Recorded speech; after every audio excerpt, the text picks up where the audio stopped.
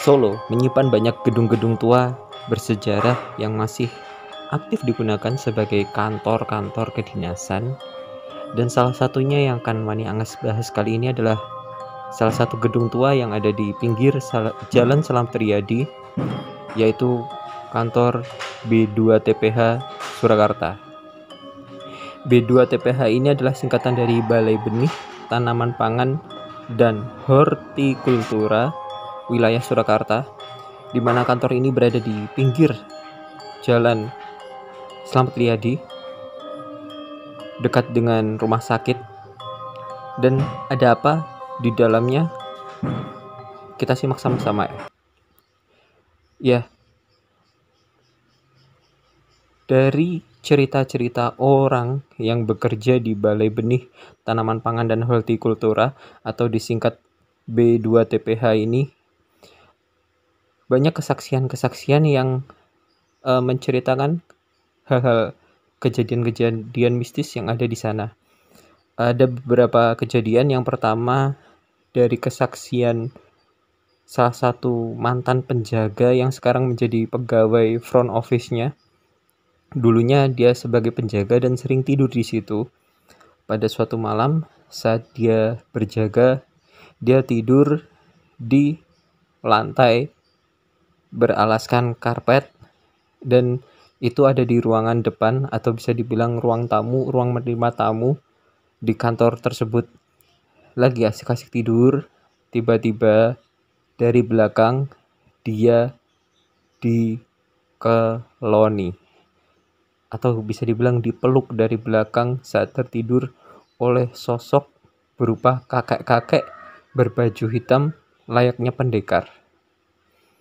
Nah, saat itu menurut cerita dia hanya diam saja membiarkan kakek-kakek itu memeluknya sampai pagi.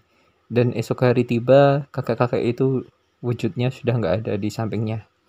Dan menurut kesaksian dia juga, ada beberapa ruang di sana yang sangat epik mistisnya, yaitu salah satunya ruang aula, yang dimana di situ sering terdengar suara-suara auman macan dan suara-suara kursi yang gerak-gerak sendiri.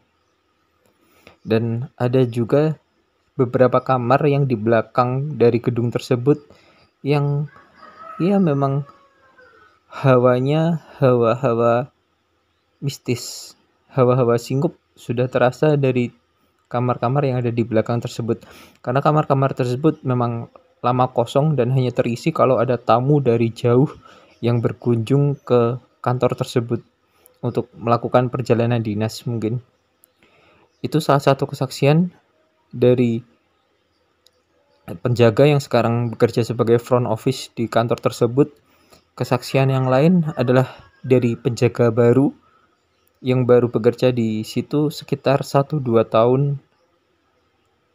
Dia bercerita kalau dia sering sekali saat kantornya sudah mulai tutup dan maghrib dia melakukan bersih-bersih kantor, dia sering sekali melihat sekelebat lewat di hadapan dia saat dia lagi nyapu, saat dia lagi bersih-bersih ruangan kantor.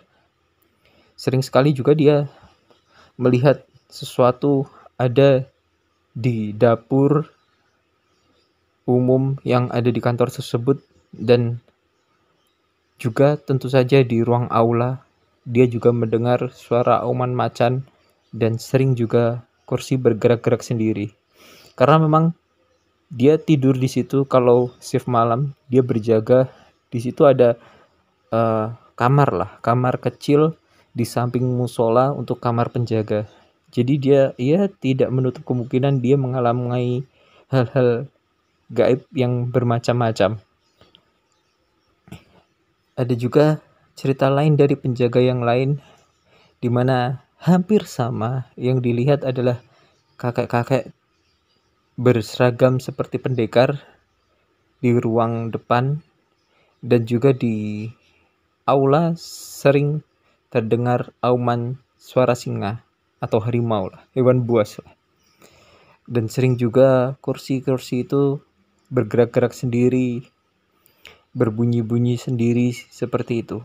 Karena memang gedung yang digunakan oleh B2 TPH ini adalah bisa kelihatan bahwasanya itu bangunan tua, bahwasanya itu bangunan yang bisa dibilang peninggalan lama.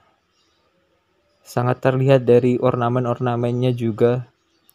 Jadi gedung ini memang sudah lama berdiri dan dijadikan kantor kedinasan.